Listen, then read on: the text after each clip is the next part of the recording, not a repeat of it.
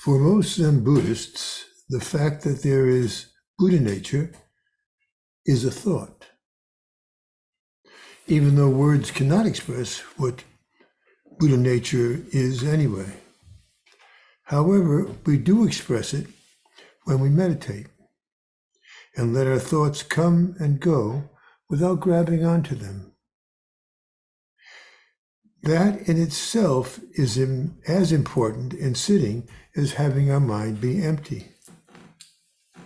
By not paying attention to our thoughts, we are experiencing not being under their influence.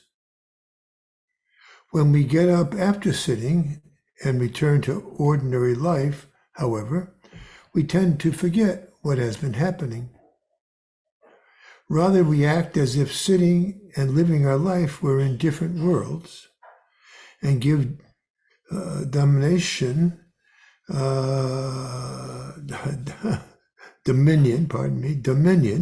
back to our thinking. We have often heard that why we don't experience our Buddha nature is because of one type of persuasive thoughts or delusions about getting what we want, getting in the way. Well, we can't escape the fact that our thoughts are royalty in samsara, or treated as royalty in samsara. We need to notice that there are problems with total dependence on them. Even after having an enlightenment experience and recognizing the presence of something beyond our thinking, we will soon be back under their control. Dogen Zenji's Genjo Koan concludes with a koan about a monk approaching a Zen master who was fanning himself. The monk asks why the master is doing that when the nature of the wind is permanent and there is no place it doesn't go. What he is asking is, why is it necessary to keep sitting after having realization? The monk answers that the master answers that the monk understands the permanence of the wind, but not the meaning of it being everywhere. Put in more formal terms, the monk gets that form is emptiness, but not that emptiness is form. When the monk next asks what he should do then, the master doesn't say anything like, keep sitting, but really keeps fanning. By this ordinary act, the master is demonstrating practice without using words to explain it, but more importantly, he is showing that it is only within moments that form and emptiness come together is when you truly experience the nature of reality. That is why he continues to fan. His understanding might also be expressed with when fanning, just fan, or when eating, just eat. In other words, without doing or thinking anything else besides these things. Though thinking that something looks delicious could encourage our appetite, we don't need to think while eating. Having thoughts isn't necessary in many of the things that we do. And there are no thoughts when we are being in the moment. Our thinking over things is also problematic. For instance, when a person is acting harried and someone says, relax, what is being meant is, stop letting your thinking take over. Take a deep breath is similarly good advice. Such recommendations are not always easy to implement, as thinking too much isn't likely to go away just like that. However, while thinking can quiet down, Obviously, the point isn't that we should stop thinking altogether, as obviously that would make it impossible to get by. What this does reflect is that thinking is something extra sometimes, and sometimes is counterintuitive. It only functions in samsara and doesn't represent who we are, but only who we think we are.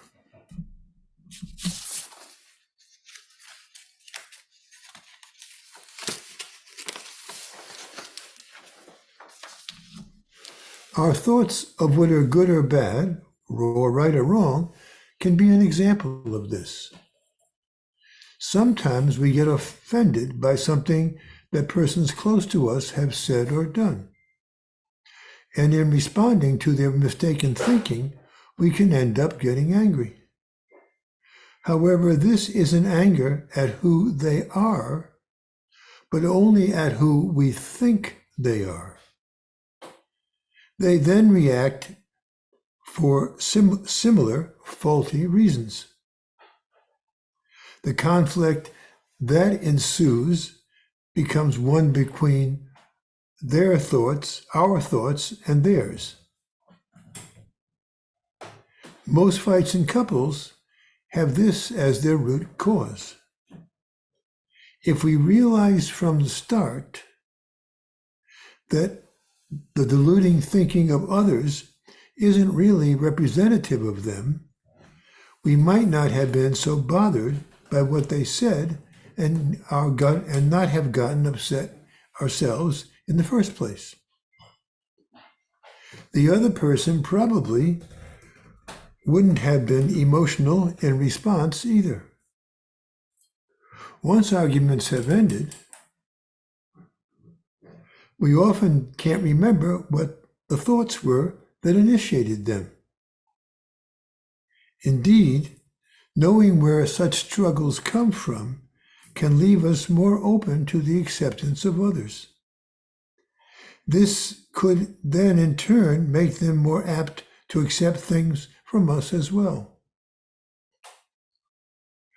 Left little to argue about, there is no reason to assume that either has been treated badly. Ultimately, we are beings like all beings. I don't know what the French philosopher Descartes actually intended by "I think, therefore I am," but it wouldn't be accurate if it was "I am because I think." Thinking is not required for everything in our lives, and thus thinking cannot be the same as being.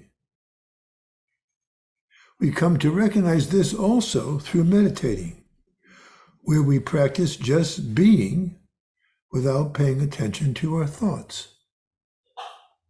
Zen instead teaches us, let being be being, just live. As a former English teacher, I can't help pointing out that in the phrase, my life, the my modifies life. My, or me, or mine may occupy quite a bit of our small self, but certainly not all of our life. Hearing that Zen leads to having a quiet life could make one fear getting bored, and their thinking might be that they don't want to be that. Nevertheless, the ground zero that our sitting settles us on reveals that something is missing. Over the time that this is recognized, that this is Buddha nature, there won't be many problems with selfish delusions or similar kinds of thinking. Then life will just be life. Thank you. Jane is here, of course, and here are Peter and Jane. Okay. Anybody have any comments or help? Aha. Yes, Mark. Thank you for bringing up Descartes, because when you first started speaking, I thought, whoa, I can get all tied up in Cartesian knots from the culture I was raised in. And so thank you. That was really great. Thank you. Thank you. Thank you. Thank you. Yes, Chris. So it's a rainy day today here in Grover Beach, and I've got my windows open because I like the sound of rain. And as I was sitting there, I was like, is it really so bad for me to like enjoy the sound and the smell of rain while I'm sitting? It's nice, right? And but no, it's supposed to be free of thoughts or whatever. But like, so I guess my question to you is, what's the difference? Like, why is no thoughts better? Thank you. Good question. Um, Suzuki Roshi said, I always like to full cop out by talking about him. Uh, he, he said, when we sat in the Zendo at Tasahara, there sometimes would be crows that would sit on the roof or at least go by. And he said, if you think if you think that the crow is noisy, you're not doing good zazen. I'm now paraphrasing, not closely paraphrasing. But he said, if you are really sitting and you hear the sound of a bird, the sound of a bird is the same as you because the sound is the only thing in your mind. Okay? You don't think, there's just the sound, other senses, but so, and I have no problem, Chris, with your enjoying it, of course, at all. But if you get carried away, of course, then that doesn't make any sense because then it is thinking, and you're not getting the true pleasure of just the sound of the bird, and you are singing with the bird. If that would, in your case, it's the rain, but the rain works just as well. Yes, Mike. I gather then that the function of thoughts going through our brains depend on the situation in which they come up, in the sense that, like you say, you hear a bird sing, you don't identify with it, you just hear the noise and stuff, and your brain kind of goes, okay, bird, and goes on, or just hears noise. But other times you may be in a situation where you hear a bird and you're walking down the street, you turn around, it's flying right at you or something, so that the thoughts aren't bad by themselves. It's how we identify with them, how we use them. And they are very helpful, but they also get in the way. So it actually, you have to be aware of the situation that you're in. And that helps guide how to deal with the thoughts that go running through your brain all the time. Yeah, because you see the thoughts that go running through your brain. Yeah, you're totally correct. The thoughts that go running from your brain all the time, which are not actually involved in what you're doing. Those are the ones that can stray off someplace, and ultimately you find yourself in some kind of mental trouble. And anyway, or of course, just within sitting, of course, you should just be sitting. You said, however, identify, I'm gonna find you on my screen here, identify with the bird. Okay, and the way that's what's actually happening is you are identifying with the bird. But without thinking, I'm identifying with the bird. It's just happening. Yeah. And so, once again, Suzuki Roshi often stressed that Zen is different and confusing because it always stresses both sides. Because we stress the side of Zazen and the absolute, but also we don't throw away our ordinary life. And of course, if you're endangered by a bird, maybe wanting to fly over you and hit you with something, that's a good thought. Yeah, no, don't go away, bird. No problem with that too. I mean, there are greater dangers in life, but that's certainly one of them for sure. Yeah. Yes, Spencer. So, qualitatively judging my Zazen period by my distractions. So, there's a koan, how do you stop the sound of the temple bell? So during this particular Zazen period, there was a lot of noise. And I sort of gauged my Zazen by my reaction to the noise. So I usually go one of three ways. That the noise really bothers me and it totally distracts my Zazen. I'm so distracted during my Zazen that I don't hear the noise. Or the third one is I'm, the cliche that I'm one with the noise, but today I actually had to mute the noise because it was bothering me so much. Not to be passive aggressive, but it just seems to be that, and I'm always judging my Zazen by certain qualitative factors like this. So anyway, there's no answer to that.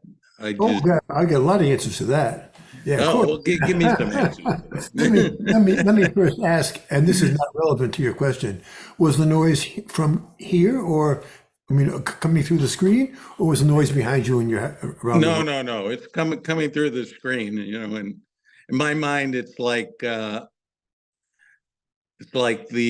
Foley soundtrack off of Three Stooges reel.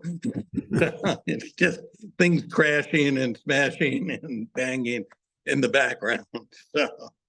Well, I did hear the little bit of noise. We have someone else, we have another person in the kitchen this weekend, so I apologize for that.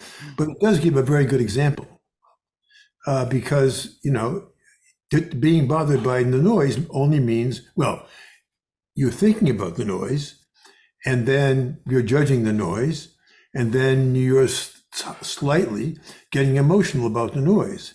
Anyway, it's taking you away. So therefore, it actually was very useful to you to hear the noise today, because the point is, when you hear the noise and don't react to it, that's Zazen. When there's no noise, of course, we react to our body and other things and other thoughts as well. But that's so you can just don't. But anyway, Spencer, don't judge your Zazen. Not you or anybody. But anyway, because every moment of your Zazen is perfect Zazen. Yes, I keep telling myself that. Well, it's true, but don't tell yourself. Just forget about that. Thank you. That's good examples of what we all do together. Yeah. Okay. Oh, yes. There, Mitch. Oh, okay. You say don't judge your Zazen, but you have good Zazen and you have not so good Zazen. I mean, each sit is different. Yes, it is. And there's a quality to them. I mean, I know that we're not supposed to judge and discriminate, but some Zazens move you forward and some Zazens, I mean, you gotta have, it's like every day, you gotta have good Zazens to have bad Zazens, you got to have good days to have bad days. So, or we're not supposed to discriminate at all. Well, anyway, I mean, supposed to will get us in trouble right off the bat, Because when we say to ourselves, I'm not supposed to do that, then of course that's another thought also. But basically, no. You are judging your, I'm sorry, but you are judging your zazen. And zazen is something that shouldn't be judged. Well, usually you judge it after the sit. Well, you can do that, then. No, That's It's, as long as it's we're not, happy. it's Okay. not like I'm sitting there going, this is a bad zazen. Yeah. You know, I'm hoping for that last 5 minutes to, you know, Understood. to Yeah. come into focus and be, Yeah. Yeah. because that's what can happen after you sit Yeah. for 25 minutes, and the last 5 minutes are wonderful. You know, you struggle to get there. The next time that happens, and you're after your zazen, and it wasn't whether it was good or bad, and you have that first thought about whether it was good or bad, say to yourself, "Bad boy," because that's where the problem is. This is not once again for you. I'm not a puppy, Peter. Oh, I don't know about that, Mitch. You look like a puppy, right? Had a very nice puppy's what do you want to call it there? Yeah, right. Thank you. Yeah. We miss having pets in our house. No, but anyway, it sounds really. I mean, it's very idealistic. It's sounding to say don't judge your zazen, but in fact, really, you shouldn't judge your zazen. The fact that you sat, if you want to judge and make a judgment, and even this is probably not illegal from what I'm saying, but you sat. Oh, That's the judgment. That's all. I'm always pleased that I sat. Well, Some are better. Some sits are better than others. Yeah. I know that feeling, but it doesn't matter. It doesn't matter, does it? No, it doesn't matter. I mean, the only thing that matters is that you sat. Really. Even if your zazen is full of thoughts, or your zazen is totally clear, it is still zazen. That's why today in my beginning of my talk, I mentioned that, the fact that you are noticing thoughts and letting thoughts go by is a very important part of it. If no thoughts are going by, you're not, that's the main point. One of the main points. Anyway, yeah. Yes, Mark? The whole act of like not thinking, my thinking mind is like a shark that, has to swim in order to stay alive. And I get a feeling sometimes like my synapses have to keep firing in order for me to stay alive, and every time they fire there's a thought. Is it but in my sitting, and like Mitch was saying, the last 5 minutes, the thing I love about sitting for 30 or 40 minutes is out of that 30 or 40 minutes, in the beginning, the middle, or the end, there might be a minute where it worked, that this was zazen. But how do you, the thinking mind is, a tricky thing. Yeah, and you're right. That's that's right. Something fires, and I think in the case of my ordinary, as it were, or zazen, maybe a little less in the past, but about the time I got to when I was counting my breaths, about 3 is when the next thought would come through. Okay, so once Stacy, one of our deceased and wonderful members, once said to me, "Is it? I'm doing 360 breaths in one zazen period. Is that enough, or?" And I said, "Wow, how can you do that?" Because that hasn't been that wasn't at that point any of my experience. But that's all that's taking place. A chemical reaction is taking place in your mind. There's no reason to think that there's no reason to let it just not go by because it's not relevant at that moment. Now, you may have a problem in your life, and thinking in your zazen may indeed be relevant. You can't help yourself. And that's okay too, because it's always zazen. The quality is not the point. Zazen is beyond. Of course, we're always being like we are. We judge these things, good and bad. But really, zazen, hopefully, is a time in your life when you are beyond good and bad, right and wrong. Yes. Yes, Rachel.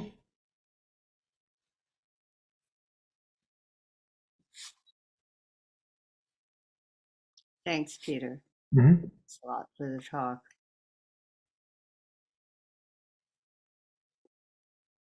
Am I completely off kilter? For me, I know Zazen is in my life, or if I've been sitting, by how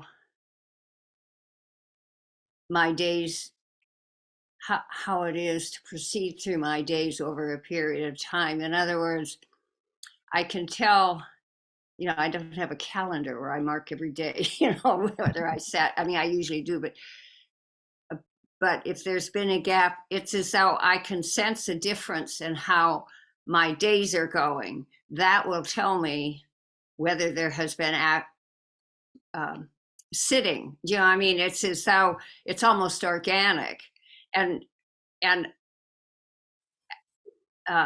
it doesn't have to do with even how very long it was, but just that there's a certain continuity and effort to be still and to sit, and that will be. It's almost like a original stream feeding all the other, streams that go down. That it's as though without sitting, the days kind of dry up. There's a whole different, almost energetic feel to them. If there's a genuine gap in ever sitting down and shutting up for any length of time. But I gave up trying to look at any particular Zazen episode, because that disconnected it, and it really is almost organically part of the entire day and the entire living. Am I off base in that? Oh, no, I would not, I would not say that, no. It's, although it's, anyway, musicians, professional athletes, or any kind of athlete, but particularly professional athletes, who have to keep working on their bodies bodies, also in the sense of musicians, also their bodies. If they miss practice one day, they notice, and this is what famous violinist said, I think, or celloist, that they said, when you miss one day of practice, you notice it, but no one else notices it, right? And the second, but it goes like that. But I got this little bit mixed up. But anyway, after 3 days, everyone notices it, kind of thing. But I guess this is for musicians, yeah. No, so that's very natural. Then that's a natural part of your life. So therefore, you are not doing what I said about getting up and acting like sitting and living are two worlds. For you now, they're one world. That's very nice. Nothing wrong with that. That's for sure. Mark? I'll just come on over. Okay.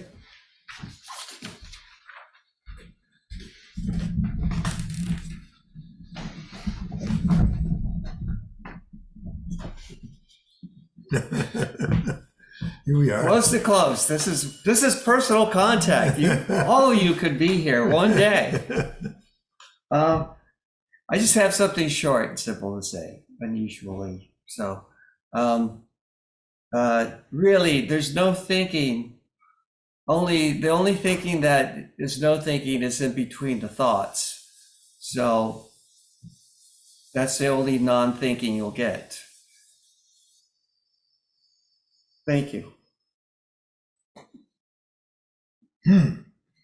Okay, we'll come back here. The gloves. Well, I've never thought of that before, Mark. There's no thinking. That No, there's no non-thinking. Did I say the wrong thing? Oh, I don't. Well, I don't remember exactly what you said, but that's what your meaning was, huh? Yes, there's no non-thinking. Yeah, There's yeah, always yeah, thoughts. Yeah. But in between, Yeah. Well, you want to. I use the ground zero, which is maybe not an apt metaphor, but anyway, if I use it again here, when you're at ground zero, I mean, anyway. The idea is when we're sitting is to have our mind be open and clear and not bothered by anything other than just being there. So the thoughts are as in other places, but particularly during that case, the thoughts are extra. And so I would say, when you're saying non-thinking, thinking, non-thinking, thinking, that's true, but somehow that kind of equates them. Your zazen is not actually dealing with thinking or not thinking. Your zazen is dealing with not getting pulled away. non-attachment. Non-attachment. Non-attachment is the whole thing. So therefore, that's don't get attached to non-thinking. I just did. That was a shock. Okay, Mitch. Okay, Jane and I have had these discussions before, and I hope this isn't too digressive, but Jane says that she can see her thoughts arising while she's sitting, and she can gently cut them off. And I don't know if Jane wants to say something about that, because I still, sometimes I can, sometimes I can't. I'm better at it than I used to be, but catching the thoughts before they Okay, Jane. fully Yeah. bloom. Jane's Well, up. Mitch, I don't remember saying that. But I do think that the real thing is that when your thoughts slow down or when you even stop them, you are very close to silence. And in silence, you have a different relationship to everything.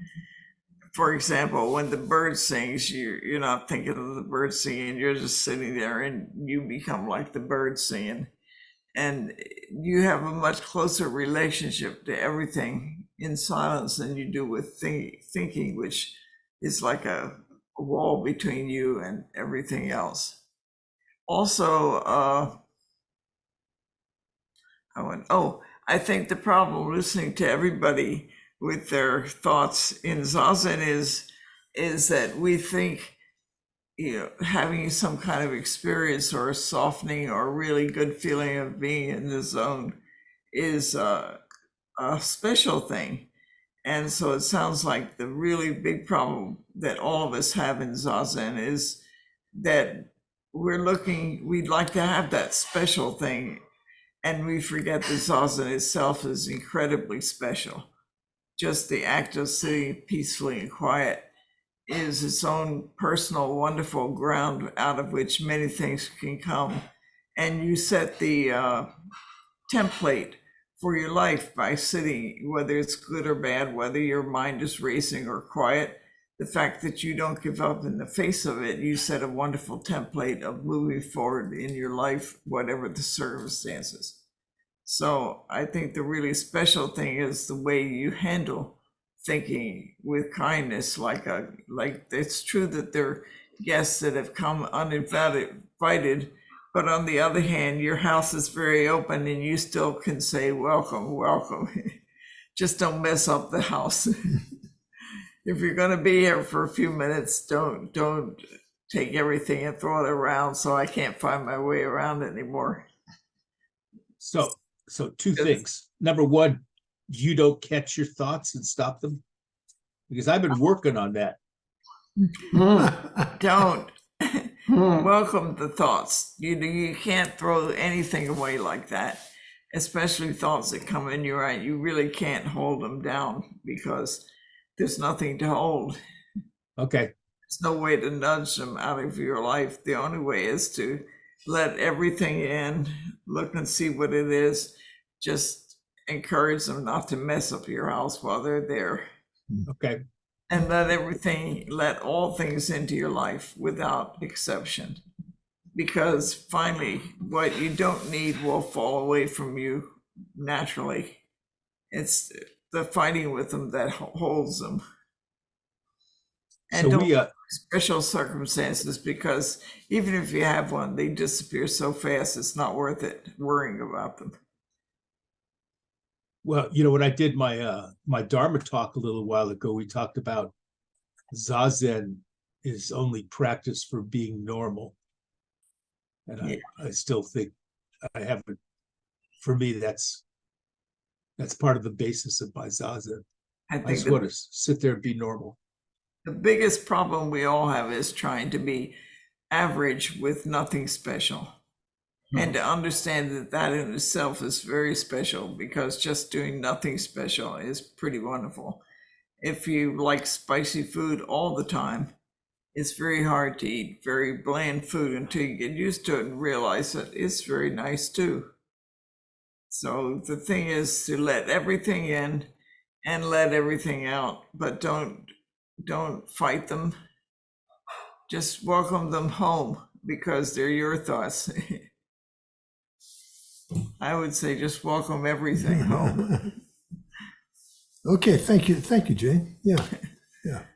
But I didn't say that. I may have said something like that. No, we had a discussion. There was a third person there. We had this long discussion in the Zendo about this. And so I think you did say it, but I'm not going to hold you to it. Don't, because at least now I've changed my mind. You can't fight with your thoughts, and you can't manhandle them either. All you can do is befriend them, let them sit there quietly, and when they're ready, they will leave. Well, I'm glad we cleared that up. Me too. Yeah, Mike. Real quick, remind me, and I'm going to mess this up, but Suzuki Roshi says, let the thoughts come in and go out, just don't serve them tea. That's right. Yes, that's But exactly. I would suggest that you do serve them a tea, just a small one, and let them make themselves at home so that you can really observe what's there, and then let them go without holding on to anything. That act, will continue to live in your life. Well, now we're going to have a big separation between the two Zens in the Snyder household. The people who serve them tea and the people who won't serve them tea. Don't serve them seconds.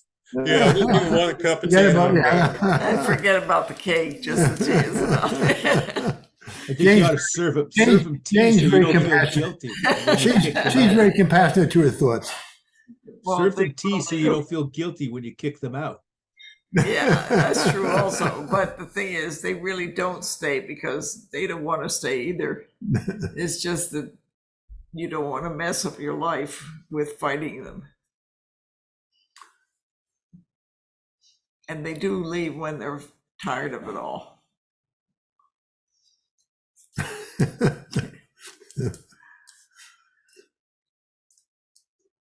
Maybe when you're, no, never mind. I was just going to say, if you fight with your thoughts, it's what's distressing about having them. You get really upset about having thoughts because you're end up fighting with them.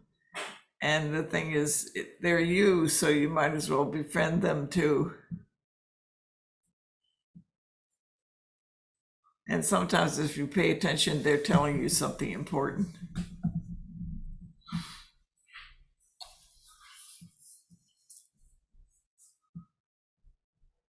I don't think anyone's fighting with their thoughts anymore. I think we've reached it finally. I There's think no we've gotten thinking. to. I think we've gotten to the end of this Yes. today's time together. And so,